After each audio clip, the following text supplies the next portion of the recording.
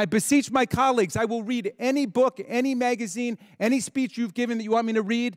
Read this report and come back and tell me if you think Donald Trump did the right thing in converting the White House into a for-profit operation. No other president in American history has come anywhere close.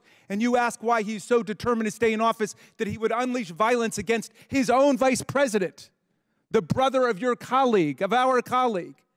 Why would he do that? It's because it was a money-making operation, and it was a great business grift for a guy who went bankrupt several times. And yet, out of some misguided partisan loyalty, you're going to stick with him. I don't even know why you stick with him. He was a Democrat longer than he was a Republican. He wanted to run for president on the Reform Party. You guys have been taken over by an absolute con man. And now you're acting like members of a religious cult who don't even remember how you got in the first place. We say return the profits. Donald Trump, $7.8 million. I've got a letter, Mr. Chairman, I'm going to share with you telling Donald Trump to return these $7.8 million. It's a small fraction of what he raked in. We want to know about the other 2 years in office. We want to know about the other businesses, not just those 4 that we were able to get information on. And we want to know about every country on earth, not just the 20 autocracies and dictatorships that we found. This is our government. This is our Constitution. And we're going to stand up for it against Donald Trump and anybody who follows him to the path of oblivion. Abraham Lincoln started your party as a third party to replace the Whigs because they wouldn't take a moral stand against slavery. It was a pro-freedom, anti-slavery, pro-union, pro-honesty party. And your party has been reduced to a corrupt, authoritarian cult of personality. And everybody does whatever Donald Trump tells them to do, which is what we're doing here today with this stupid attempt to hold Hunter Biden in contempt when he has come forward to say he will testify and give you everything you want, as the chairman of the committee repeatedly offered in public. So forgive my outrage and indignation, but enough is enough. Let's get back to the business of the people, as Ms. Chair Brown recognizes said. Mr. Higgins for 5 minutes. Federal agencies should reject the lie that it is racist to criticize the CCP. America's adversary is the Chinese Communist Party, not the Chinese people, who are victims themselves of this regime. Finally, the face of the Cold War the CCP is waging, federal agencies should fulfill their responsibilities to the American people. Federal officials should use their platforms and authorities to equip America to strengthen their communities and create the new technologies that will secure a strong future for the nation. Today, federal agencies are ill-prepared to face the CCP threat. A government-wide strategy is decades overdue. All the dictators and despots of the world have something in common in 2024. They're united in trying to subvert democracy in America, and they're engaged indeed in political warfare against us, as the title of this hearing has it. The vicious autocrats of Russia, the police state theocrats of Iran, the totalitarian communist billionaire bureaucrats of China and North Korea, and all their corrupt oligarchs and plutocrats seek to destroy the very idea of human rights and political freedom that are the defining ideals of America, and still the hope of a world struggling against their oppression. The tyrants have something else in common. Donald Trump. He loves them all, and they love him back. He loves them because he envies their total control over their societies, and they love him because they know they can manipulate and control him. I confess, Mr. Chairman, that I'm appalled by the majority's decision to evade and bypass the central events of the epidemic for totally political reasons.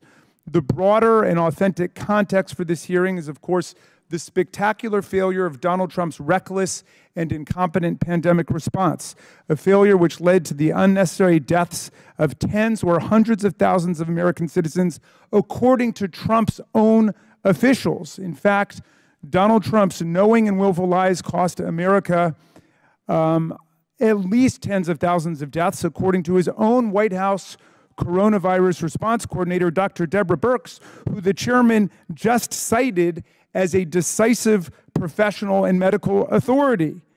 And she told the Select Subcommittee that more than 130,000 lives would have been saved during the Trump administration if basic and proven public health measures had been implemented instead of disregarded. On January 22nd, 2020, When America identified its first case of COVID-19, Trump stated, quote, "We have it totally under control." He goes on to say, "One day it's like a miracle. It will disappear. It is going away."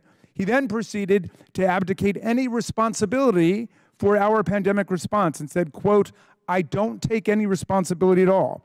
When he systematically failed to supply the states with critical medical equipment and PPE, he set off an interstate death match for medical supplies, telling governors simply to, quote, "Try getting it yourselves." Donald Trump said about the virus, "I always wanted to play it down." Despite privately acknowledging that COVID-19 was deadly stuff, he deceived America, assuring everyone the virus was, quote, "just a little like the regular flu." And he embraced the herd immunity theory that some of his advisors were promoting, which was, again, a dangerous and destructive thing to do. After watching the bodies pile up outside hospitals and morgues, Trump then announced he had magical cures. He gave quack advice that hydroxychloroquine or disinfectant might be effective treatments for COVID, and he predicted the virus would, quote, "like a miracle, disappear by Easter." Despite advice from Dr. Fauci, Trump touted hydroxychloroquine and azithromycin as, quote, "game changers" to be put in use immediately. This is the context within which we are discussing a very serious and yet nonetheless state-based detail of one policy that's being controverted. And I appreciate the fact that Governor Cuomo has appeared voluntarily to answer the questions. Where is Donald Trump to answer the questions about his horrific negligence as identified by his own COVID-19 advisor? President Trump and his allies not only spread medical disinformation about quack medical cures like hydroxychloroquine and injecting yourself with bleach, but they lied to the American people very explicitly for their own political benefit. And if Donald Trump's apologists are really worried about plummeting confidence in government and in public health, they should look at the lies and the serial manipulation of the facts that were engineered by Donald Trump and his administration in their spectacularly failed response to COVID-19. I was watching President Trump's town hall meeting on CNN last week, and I saw two remarkable things that clarified in my mind what's happening here. Could kill the baby in the 9th month or after the baby was born. Did finish the wall. If I'm president, I will have that war settled in one day, 24 hours. Get boxes sent to Chinatown, where they don't speak even English in that Chinatown we're talking about. First, I saw Donald Trump blame Vice President Pence for failing to steal the election for him on January 6th. As Trump emphasized on January 6th, he believed, and he continues to believe, that Pence did not have, quote, the courage to do what needed to be done. Moreover, Trump assured his cult followers that Pence was never in any danger from the invading mob chanting "Hang Mike Pence," and all the violence was Pence's own fault for not succumbing to Trump and becoming the first vice president in our history to step outside of his constitutional role and declare the president the winner against the actual Electoral College vote. But we also saw Trump castigate and blame Jean Carroll, the woman he sexually abused in a department store and later lied about and defamed. Trump called her a whack job and asked what kind of woman meets somebody and brings them up, and within minutes you're playing hanky-panky in a dressing room. You see, he thinks it's her fault that he sexually abused her. And watching these two glaring cases of the GOP frontrunner for the presidential nomination in 2024 blaming the victim for his crime made me see what's happening with these hearings on Washington. They're part of an effort to deny Americans who live in Washington the right to participate in representative government and then to blame them for their own disenfranchisement and their own lack of representation in Congress. When he was president, Trump said that he and Xi, the president of China and chairman of the Communist Party, quote, love each other. And Trump called Xi a brilliant man. He openly envied and marveled over Xi's total control over his people, saying, quote, he controls 1.4 billion people with an iron fist. And when people asked questions about Xi and the CCP's role at the beginning of the COVID-19 crisis, Trump repeatedly defended Xi and praised his excellent leadership, calling him a brilliant man, smart, brilliant, everything perfect. We love each other. President Xi, who's a friend of mine, who's very smart, very good man, nobody like that. The look, the brain, the whole thing. My feeling toward you is an incredibly warm one, he said. Trump's repeatedly praised Russia's lawless and bloody invasion of Ukraine as smart. At a Mar-a-Lago fundraiser in 2022, he gushed that Putin was taking over a country, a vast, vast location, a great piece of land with a lot of people, and just walking right in. At the presidential debate earlier this month, he refused to say that he wanted Ukraine to win the war, but said he would end the war in 24 hours, meaning he would, per usual, cave in to Putin's propaganda and outrageous demands and cede large parts of Ukraine to the Russian strongman who imprisons, poisons, and murders his political opponents. Trump's chief of staff, John Kelly, described his own boss as, quote, a person who admires autocrats and murderous dictators, a person that has nothing but contempt for our democratic institutions, our Constitution, and the rule of law. And to quote Trump's chilling 2018 comments to Fox News about Kim Jong-un, Trump said, he's the head of a country, and I mean he's the strong head. Don't let anyone think anything different. He speaks and his people sit up at attention. I want my people to do the same. Trump openly catered to Putin, defended the former KGB chief, and aggressively took his side against the NSA, the CIA, the Defense Intelligence Agency, the FBI, and more than a dozen other U.S. intelligence agencies, which found that Putin was engaged in active political espionage, sabotage, and interference in the 2016 American presidential election, a form of shocking appeasement that just invited further Russian aggression against us in 2020 and now again in the 2024 campaign. H.R. McMaster, Trump's former national security advisor, recounted a meeting between Chinese President Xi and Donald Trump. According to McMaster, Xi, quote, ate our lunch because Trump madly ingratiated himself to Xi and completely failed to stand up for U.S. foreign policy interests. McMaster writes that Trump frequently revealed his affinity for strongmen and belief that he alone could form a good relationship with Putin. As president, according to his own national security advisor, John Bolton, Trump encouraged Xi's building and use of concentration camps to hold Uyghurs in Xinjiang province. In the 2024 campaign, Trump has promised to follow the lead of these dictators in the global axis of autocrats. A convicted felon and adjudicated sexual assailant, Trump repeatedly says he would suspend the rule of law in our country, override the Constitution as dictator on day one, launch the biggest mass detention and internment of immigrants in American history, and replace tens of thousands of professional civil servants with political loyalists and the personal sycophants he craves. He's pledged to use the Department of Justice as a weapon to investigate and prosecute his political enemies, and he's not kidding. He packed and stacked the Supreme Court to destroy a fundamental constitutional freedom women enjoyed for more than a half-century in America. He personally ordered the weaponization of the Department of Justice and the IRS against Hillary Clinton, his own FBI Director James Comey, his own Deputy FBI Director Andrew McCabe, his private lawyer for years, Michael Cohen, who was put in solitary confinement for 2 weeks when he refused to promise he would not write a book about Donald Trump, and was released by a United States federal district judge who was shocked by the blatantly vindictive and unconstitutional persecution of an American citizen for exercising his First Amendment rights. Putin, Xi, Trump, and Hungary's tyrant Viktor Orban, who had a slumber party at Mar-a-Lago when he was in town promoting illiberal democracy, which means mob rule without freedom. These are the new axis of autocrats attacking American democracy and freedom and human rights all over the world. Chairman, thank you very much. And Dr. Ruiz, thank you. Thank you for your testimony. Governor Cuomo, the allegations that have been brought against you today are obviously serious, and because we on the Oversight Committee believe in accountability for all public officials, I appreciate your willingness to participate voluntarily in today's hearing and to answer every question coming at you and to address what the majority is saying. Do you have any doubt that Donald Trump's lies about the virus and his deliberate failure to develop a national policy to help the states made it more difficult for New York and other states to manage their pandemic response? Congressman, I live this like few others. I have little doubt that the problem here was what happened with the federal government. They want to blame the states. They want to focus on New York. I understand why. It's a blue state, et cetera.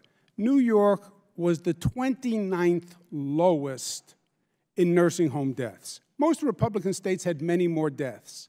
Is that per capita or hard numbers you're talking about? That is pro rata, so per 1,000 nursing home deaths. So state of New York, for example, had 70 deaths per 1,000 in nursing homes in 2020. Ohio, for example, had 97 deaths. You don't see Ohio here today, or any of the other Republican states. It's just a diversion.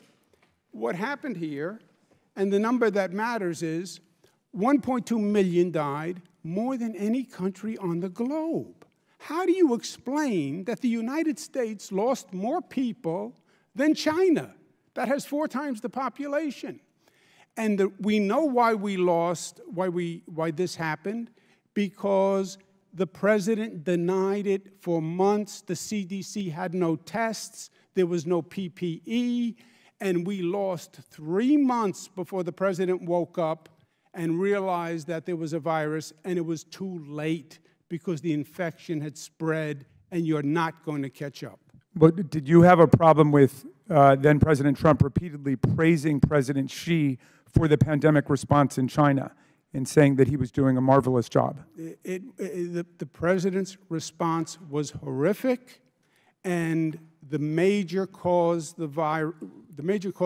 why the virus spread and why it became out of control. The gentleman's time had expired. Why are we here, colleagues? Well, between January of 2017 and January of 2021, we suffered the most lawless presidency of our lifetime. It began by Donald Trump saying that he would keep his more than 500 businesses going.